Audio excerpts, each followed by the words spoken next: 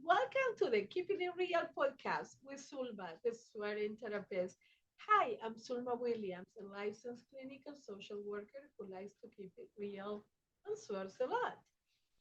Today, I'd like to share something that has been coming up. I'm sure that I have addressed this in other episodes, but it keeps coming uh, coming up in talking with friends. So I want to address it with all of you, and I would love for you to tell me what you think and if you are having similar issues or concerns. So, as all of you know, I just recently moved in with my friend, and the other day, about I think it's about 10 days ago, I had a networking event and it was a breakfast. So I was not going to have breakfast at home.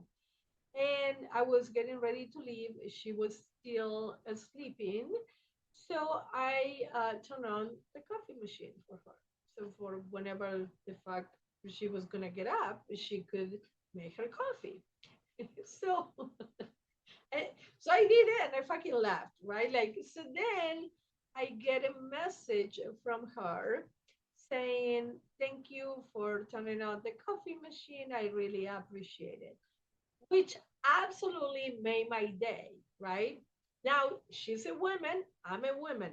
We are not together, we are not lesbians, we are not in a romantic relationship, we are friends. So, why I'm saying this? Because when I started like thinking like a lot of times when we are in heterosexual relationships, we are expecting a man to do these things, and it's men and women are wired differently. So a man not only would have not fucking noticed that the coffee machine was on, number one. Number two, wouldn't have thought of fucking sending a message saying thank you, right? Like, but it made me feel so good that she not only she noticed it, but she took the time to say thank you. And then vice versa, right? Like she was so appreciative that I was so thoughtful of turning on the coffee machine. So in sharing this with female friends, they were like, yeah, like my husband or my boyfriend will never notice that. It's not your husband or your boyfriend. Men are wired differently. So they are not going to notice this. So I said, and I always say this to my female clients, the shit that you're expecting from your husband is not reasonable or realistic in the sense of like men are wired differently. It's not that he doesn't appreciate it, but he just had the fucking coffee and left. Like it's not thinking like, oh my god, my girlfriend did this for me. It's like, okay, like right, like so when we are in relationships, we really need to taking a step back and really like focus on our expectations because when I have a female client complaining about her husband and about the things that she might be saying, I'm like, what you are describing is you need to be a lesbian. That is what you are describing that you want your man to do is something that women will naturally do. So it's like, how is that fair for the guy, right? That you are expecting something that he's not, it's not even fucking crossing his mind. I have another example that I always use. Like, so let's say that you had a really bad day at work. You come home to your husband or boyfriend, and you're like, "Oh my boss is a fucking asshole." What will he say? 9 out of 10 times, he will be like, "Quit, just quit." You feel so fucking frustrated because he's not understanding that you don't want to quit. You just want your boss to not be an asshole. But he's going straight to a dissolution.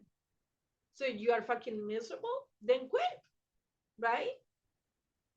So if the same situation, your boss is a fucking asshole, but you call your girlfriend on your way home. And you call her and she's like, you're like, oh, my boss is such a fucking asshole. What did he do this time? Right? So you start venting to your girlfriend, which is what you want. You just want to be heard. You don't want a solution. Men are solution oriented. They're fixers. So you come home, you're like, oh my, I'm so fucking miserable. Then your husband is, or your significant other is going to be like, okay, then just fucking quit, right? So that's why it's so important that we get friends that we can talk with and not make our partners the only source of comfort or emotional um, support, because it's like they can't. So for example, like a guy will go and meet a friend at a bar and they just fucking watch the game and don't fucking talk about anything. And that is, we cannot comprehend that.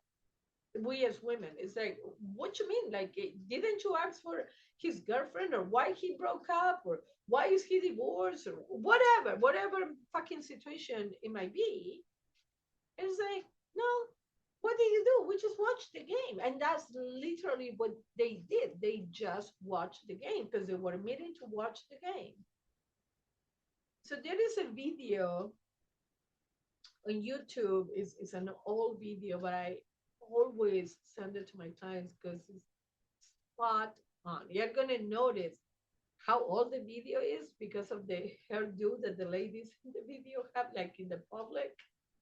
It's like, oh my god, but it's so on point. It's called A Tale of Two Brains. I don't remember um, the person who is giving the speech, but it's so well done. So I recommend, I highly recommend you look for it. A Tale of Two Brains, and he is describing how men brains in women's brains are completely different in how we are wired differently. So when a woman asks a man, what are you thinking? And he says nothing, he truly is really thinking nothing. But as a woman, we have 3 million open tabs in our brains. So it's like we cannot comprehend. No, you have to be thinking about something. No, we are thinking about something because we are wired different. So I hope you found this helpful. Like, please let me know in the comments. Do you feel identified with getting upset, or kind of like, oh, I just want it, and it's like, it's not that I don't want to give it to you, is that I don't have it. So you're unhappy, I want you to be happy, right? Like, so I go straight to the solution. And also I want to say, so like, if you tell your partner, well, I want you to just listen to me, right? It's like men feel as if they are not doing enough, although they are doing more than they are giving themselves credit for, because they're like, well, I'm just fucking listening, I'm not doing anything. But that's what we want. We just want to be heard, right? So, but it's because he's not taking action or proposing a solution, he feels so helpless. So we need to communicate better about what is it that we are expecting from our partners, and also to understand that sometimes they don't give it to us because they don't fucking have it. Like, it just as we as women cannot understand why a man is thinking about nothing, they are solution oriented. So when you want to vent, you call your girlfriend. When you want a solution, you share with your partner. So it's like, let's start asking for what, not only for what we want, but also for what the other person can give us, right? If you stand in front of the apple tree expecting oranges, you're not going to have them. You're going to have apples. So you either take the apples and make an apple pie, or you walk away and look for the orange tree if you want oranges. It's not like the apple tree is hiding the oranges behind its back and it's like, oh, I don't want to give it to you. It's like, no, I'm giving you apples because this is the only shit that I have. So I hope you found this helpful. Please let me know in the comments if you watch the video that I recommended and what do you think about it.